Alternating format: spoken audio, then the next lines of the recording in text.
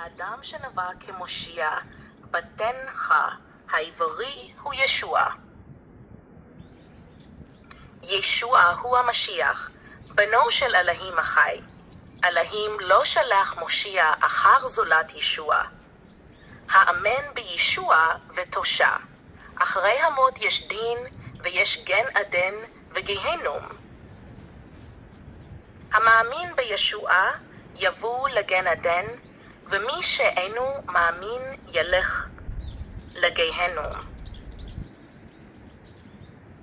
באחרית הימים תבוא צרה גדולה, אבל ישוע ישמור על ישראל ויושיע אותה. ישוע אוהב את ישראל.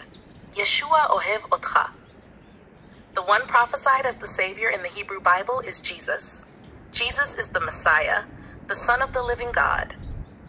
God did not send another Savior except Jesus. Believe in Jesus and be saved.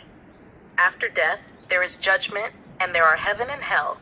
Whoever believes in Jesus will enter heaven, but whoever does not believe will go to hell. In the last days, there will be great tribulation, but Jesus will protect and save Israel. Jesus loves Israel. Jesus loves you.